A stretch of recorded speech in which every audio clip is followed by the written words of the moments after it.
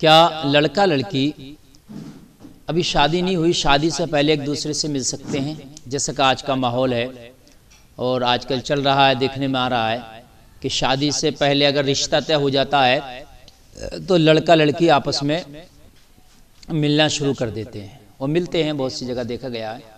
तो क्या ये मिल सकते हैं? जायज़ है? तो सामीन हजरात मैं बता दूं, देखिए ये रिश्ता होना, मंगनी होना, बात पक्की हो जाना, ये दुनियावी रस्म है, इसका निकाह से कोई लेना देना नहीं है। ये हमारे और आपकी पैदा किए गए रस्म है। अंगूठी रस्म, अंगूठी पहना दी तो बात पक्की हो गई, मंगनी चढ़ गई, इस सब से निकाह नहीं होता। निकाह तभी होता है जब बाज़ाब्ता तौर से गवाहों की मौजूदगी में महर के साथ निकाह इजाब कबूल के साथ कराया जाता है, उसी को निकाह कहते हैं। तभी वो आपकी बीवी बन सकती है। इससे पहले 1000 मंगनी हो जाएं, 1 करोड़ रुपए की मंगनी आप चढ़ाने के भाई हमारा तो लेन देन हो गया, हमने तो बहुत लड़के वाले को बहुत कुछ दे दिया और ले लिया, लिहाजा अब तो कोई बात नहीं है, लड़की लड़के के साथ घूम रही है, ऐसा नहीं है। वो निकाह नहीं हुआ है, वो हराम है, जायज नहीं है, उसके लिए अभी गैर है, वो लड़का अभी वो गैर है। जैसे गैर से नहीं मिल सकती, ऐसे भी उसी से नहीं मिल सकती।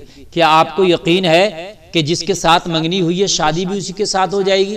कितनी मर्तबा हमने देखा और आपने भी देखा होगा कि मंगनी होने के बाद मंगनी छूट जाती है, रिश्ते टूट जाते हैं, कभी कभी तो बारातें वापस हो जाती हैं, ऐसा देखने में आया है। बारात गई वापस हो गई, कभी कभी तो कई जगह ऐसा हुआ महर के ऊपर झगड़ा हो गया और महर के ऊपर इतना झगड़ा तूल पकड़ गया कि बारात वापस हो गई। ये भी अजीब जहालत है। महर के ऊपर बहुत से लोग इतना झगड़ा कर लेते हैं, इतना झगड़ा कर लेते हैं। नहीं साहब, 5 लाख की महर बनना, महर हस्बे हैसियत होना चाहिए, लड़के की जो हैसियत है उसके मुताबिक महर बनना चाहिए, और कोशिश करें महर नकद ही बनना चाहिए, उधार नहीं होना चाहिए। उधार महर बांध देते हैं, वो सब जुगाड़बाजी है। इधर आपने महर बांधा, उधर लड़के का इंतकाल हो गया तो वो बीवी का कर्जमंद होके मरा। तो लिहाजा महर नकद हो, और महर जो है लड़के के हस्बे हैसियत, उस पर झगड़े नहीं होना चाहिए। लड़के की जैसी इनकम उसी के हिसाब से महर हो जाना चाहिए और महर नकद अदा कर देना चाहिए। हाँ, महर ज्यादा कम नहीं, उतना ही 10 दिरहम से कम नहीं होना चाहिए। बहुत से खाली 786 बांध लेते हैं, बहुत से खाली 1100 बांध लेते हैं, ये महर नहीं होगा। कम से कम 10 दिरहम महर की मिकदार है। अब दिरहम की क्या कीमत है वो आप अंदाजा लगाएं, 1 दिरहम कितने में चल रहा है, वो नेट पे भी आप गूगल पे सर्च करके देख सकते हैं। फिर 10 दिरहम कितने का हो रहा है, उसके एतबार से आप उससे कम नहीं होना चाहिए। तो अब मामला जो मैंने बताया कि महर में ये सब जिद्दोजहद नहीं होना चाहिए। अब जब तक क्या निकाह नहीं हुआ तो वो बीवी नहीं है। तो अब मिल रहे हैं, मुलाकातें हो रही हैं, पार्कों में मिल रहे हैं, बुला रहे हैं, एक दूसरे के फोन पे बात चल रही है। हद ये होती है कि मंगनी हो गई तो लड़के ने फोन भेजा दिया लड़की के पास, वो बात करना जायज नहीं, हराम है ये भाई, गैर महरम है वो। जब तक आप बात नहीं कर सकते, अब तक क्या निकाह नहीं हो गया, तो वो फोन पे लगे हैं। और फिर घर वाले भी मना नहीं करते, चूंकि कुछ ऐब नहीं होता कि भाई वो तो निकाह होना है और वो रिश्ता हो गया, फला जगह मंगनी हो गई है। तो लड़कियां खूब बातें कर रही हैं, उनको बड़ा मोबाइल भी ले दिया जाता है, तो वो उसके आड़ में और भी बातें 2-4 जगह करना शुरू कर देती हैं, और भी फ्रेंडशिप है उनकी। फिर वो गूगल से सर्च कर लेती हैं और वो फेसबुक से फ्रेंडशिप पे सर्च कर लेती हैं, फिर वो सब चलने लगता है। ये ज़्यादा सब जायज़ नहीं है। जब तक क्या आपकी बीवी आपके निकाह में नहीं आए, आपकी बीवी नहीं बनेगी, कितनी मंगनी हो जाए। ठीक है, मंगनी हो गई, बात हो गई पक्की, ठीक है, मोबाइल पे बात नहीं करेंगे, मुलाकात नहीं, बिल्कुल नहीं, जायज़ नहीं है ये। उसके साथ शॉपिंग कराना बिल्कुल जायज़ नहीं है, उसके साथ कहीं आना जाना मिलना जुलना बिल्कुल जायज़ नहीं है। जब फोन पे बात करना जायज़ नहीं है तो फिर मिलना जुलना कहां से जायज़ हो जाएगा। तो ये हमारे मुआशरे में अब तकरीबन 80% ये माहौल हो गया। अल्लाह महफूज फरमाए।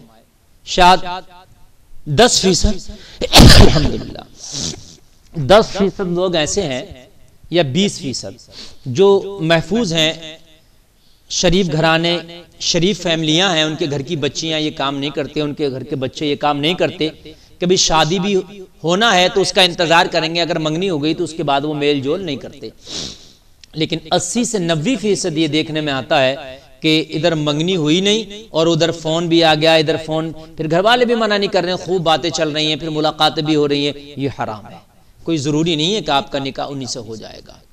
हाँ, एक सूरत है शरीयत में कि भाई क्या कोई ऐसी सूरत है कि लड़का लड़की से मतलब एक दूसरे को देख सकते हैं? देखिए, निकाह के लिए अगर आप ये शर्त रख रहे हैं कि मैं लड़की को देखकर ही निकाह करूंगा, यानी पसंद करूंगा, अगर लड़का चाहे कि मैं लड़की को एक बार देखना चाहता हूं और मैं उससे निकाह करूंगा, तो उस सूरत में जायज है कि भाई वो लड़की को देख सकता है निकाह का पैगाम भेजने के लिए। भाई लड़का बहुत से ये कह देते भाई मैं खुद से लड़की देखना चाहता हूं, तो उस सिर्फ देखने की हद तक वो नजर डाल ले। कुरान में ना फनकिहू मा ताब लकुम मिनन निसाई मसना व सुलासा व रुबा, तुम निकाह करो उनसे जो तुम्हें भाएं।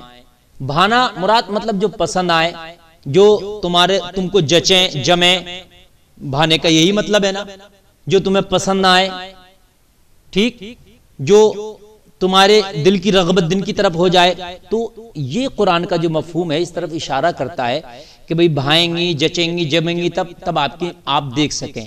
तो इस मफहूम के मद्देनजर अगर आप सिर्फ ये नियत आपकी नेक होना चाहिए, ये नहीं कि आप देखते फिर रहे हैं दुनिया की बच्चियों को, नहीं, वाकई आप ये है कि भाई निकाह करेंगे और वो अगर लड़का देखना चाह रहा है, नजर डालना चाह रहा है, तो वो एक उस हद तक भाई वो लड़की पर नजर डाल सकता है, फिर निकाह की हद तक, उसके बाद खत्म।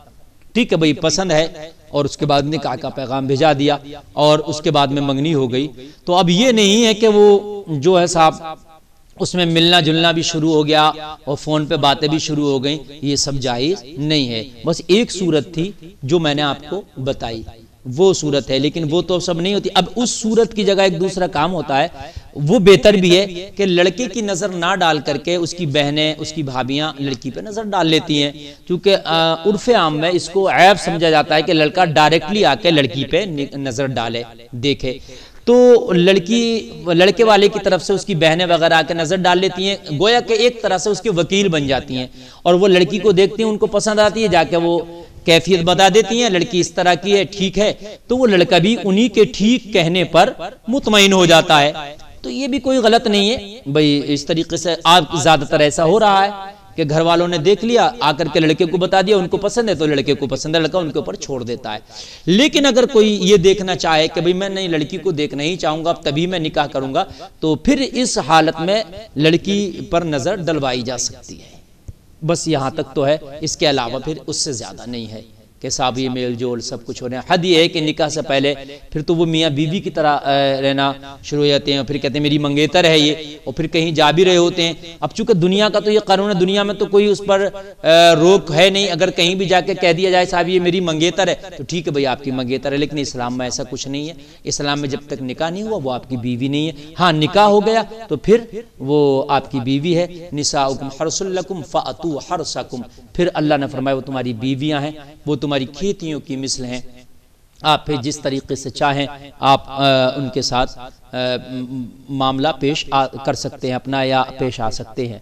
बहरहाल तो इस चीज़ को ख़ास ख्याल रखें कि जब तक के निकाह ना हो जाए अपनी बच्चियों को भी बाज रखें बात करने से, उनके साथ टहलने फिरने ना दें, घूमने ना दें, शॉपिंग कराने के लिए ना भेजें। ये गलत है, ये बिल्कुल जायज़ नहीं है।